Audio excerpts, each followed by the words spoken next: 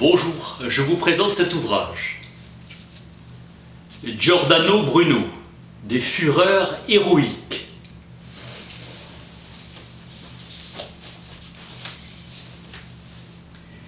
Édition originale de 1585.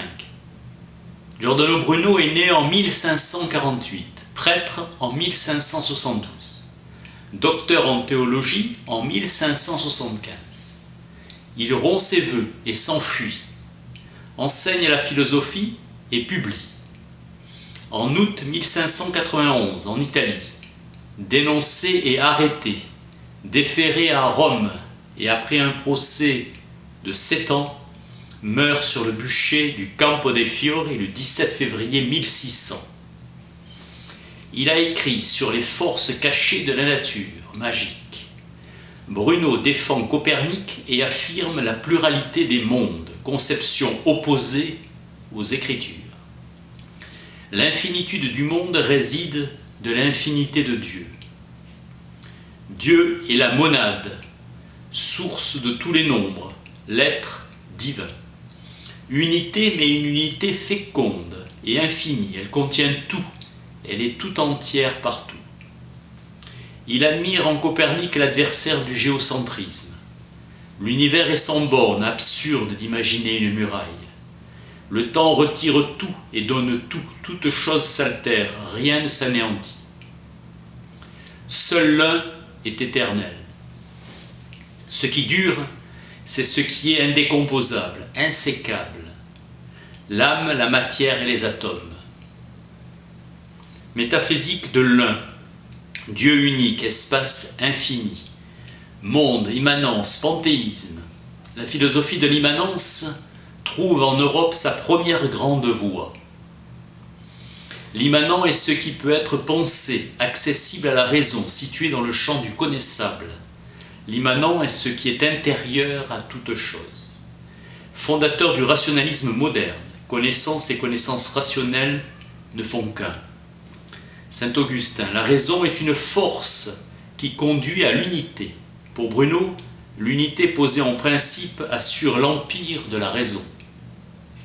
Sa doctrine, impossibilité de concevoir une réalité quelconque autrement qu'en rapport avec toute réalité. Il préfère les physiciens présocratiques en quête d'un principe premier. Méfiance à l'égard de l'autorité, tout dogme. L'univers appartient à la pensée, rien en lui n'est soustrait à son exploration.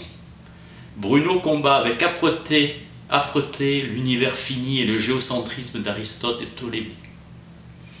D'abord suspect, l'aristotélicisme est accepté par l'Église. Dante, la gloire de celui qui meut toutes choses. La terre immobile repose au centre de l'univers fini. Bruno est adversaire de la transcendance. L'unité et l'infinité du monde semblent exclure la transcendance divine. La mort de Bruno donne la mesure de sa sincérité. Fondement de l'intuition antique, un Dieu hors du monde. Pour Bruno, l'univers est une émanation de Dieu plutôt que le résultat d'une procession ou d'une création. L'univers est infini, car sans borne. Dieu est partout et ailleurs que partout. Pour Bruno, le propre de la pensée est de se dépasser elle-même. La raison se trouve entre la folie bestiale et la folie divine, la philosophie entre deux théologies. Michel-Ange, qui veut savoir doit d'abord mourir. La poésie tient une grande place dans les fureurs héroïques. Le poème est la doctrine et la prose le commentaire. La divinité demeure au centre du débat. Dieu est en principe et fin de l'âme humaine, comme il est de l'univers. Élan de l'âme vers Dieu traduit en langage amoureux. Le platonisme ficien enseigne que la source de la beauté universelle est en Dieu, que la contemplation du beau est le chemin qui conduit l'homme à celle du bien suprême et de la vérité absolue. L'amour véritable est un désir intellectuel de la beauté idéale confondue avec le souverain bien. Les fureurs héroïques relèvent de la tradition courtoise. La fureur et la frénésie inspirée par Dionysos, la voix orgiaque héroïque. Hors du champ de la raison, au-delà de toute pensée, héroïsme du métaphysicien en quête de l'être en soi. certitude de l'échec. Toutes les fureurs sont divines ou bestiales, métaphore de la chasse chez Platon.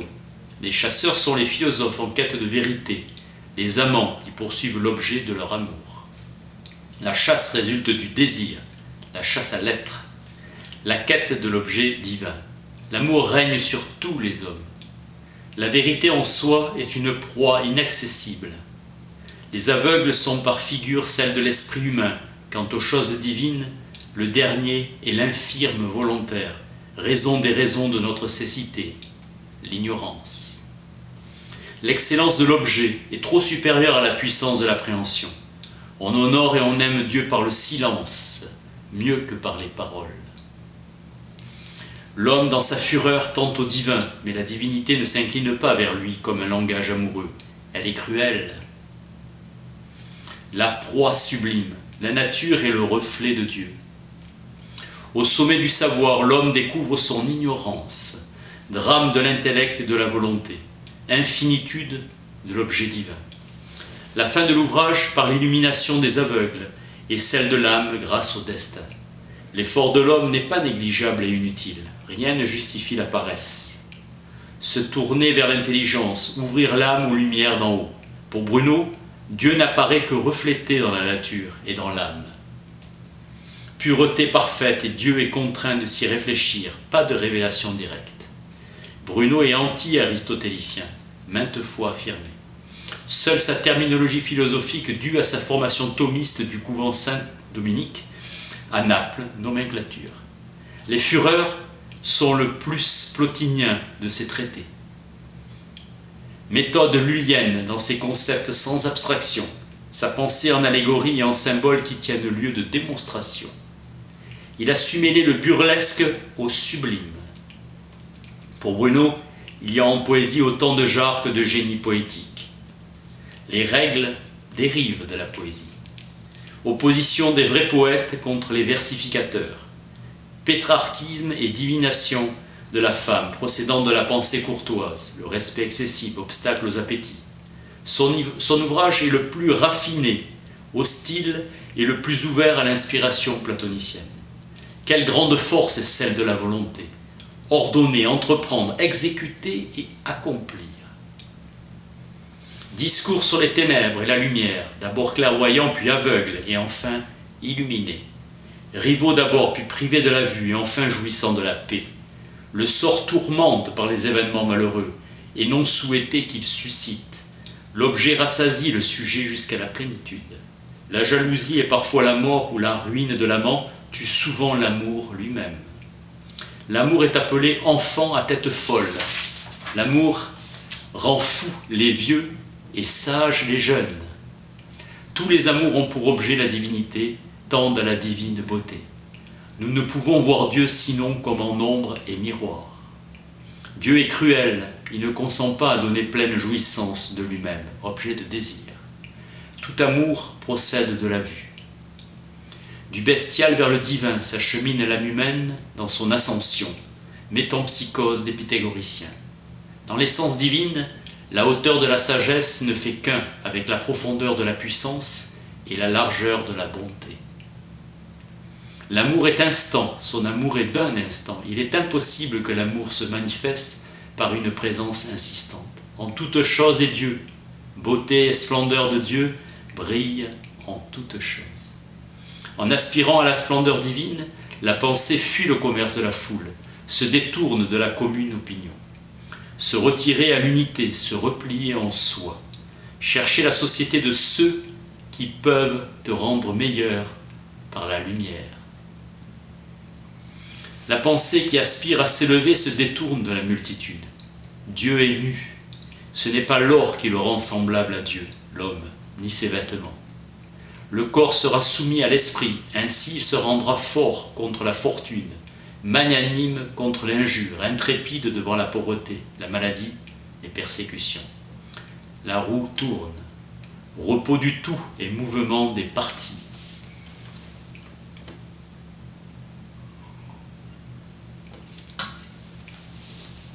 L'ascension de l'âme se tourne naturellement vers Dieu, le souverain bien, la vérité première, la beauté et bonté absolue, sa perfection.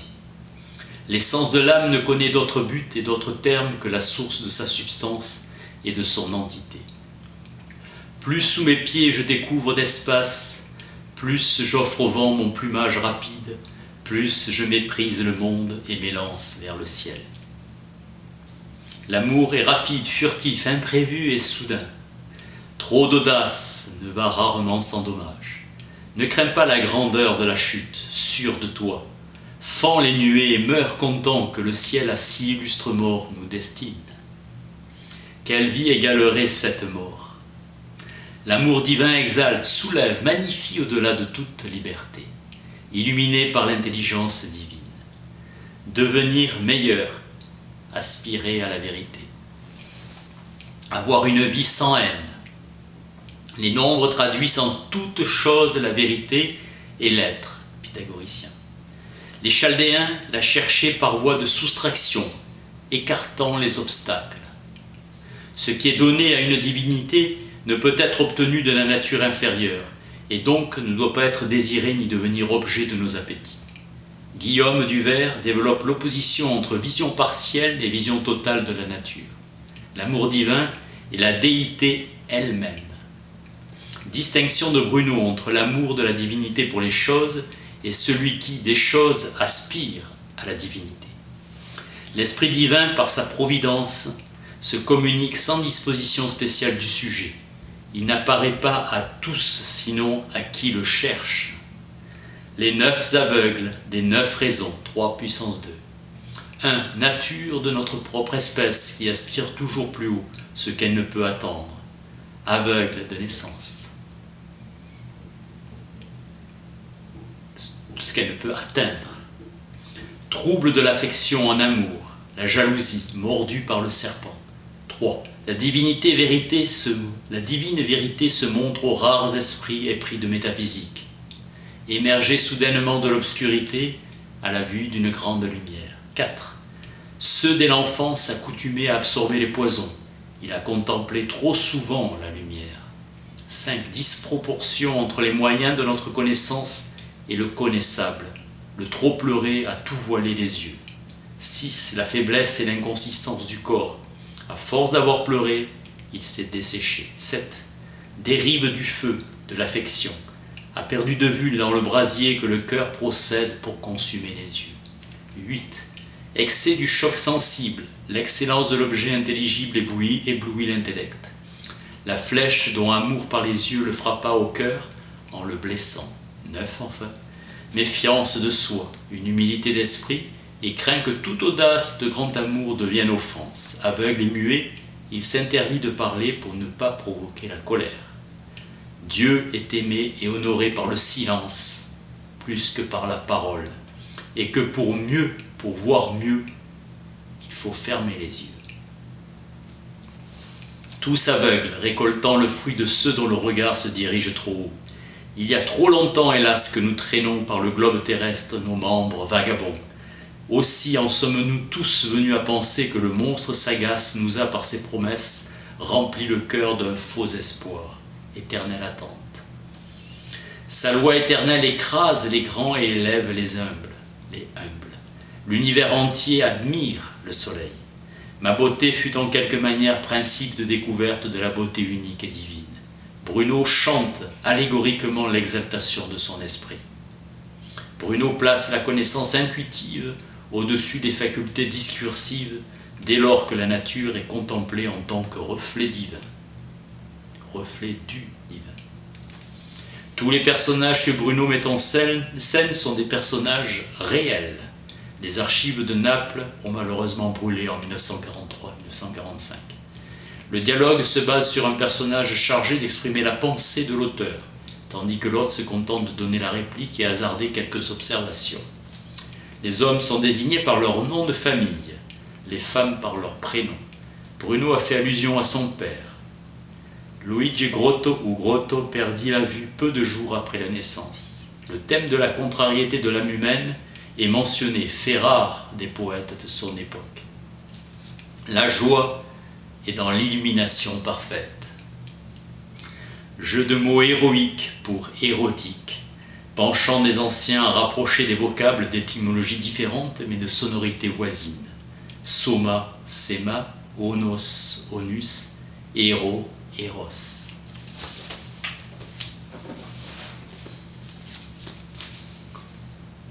Giordano Bruno, des fureurs héroïques. Merci.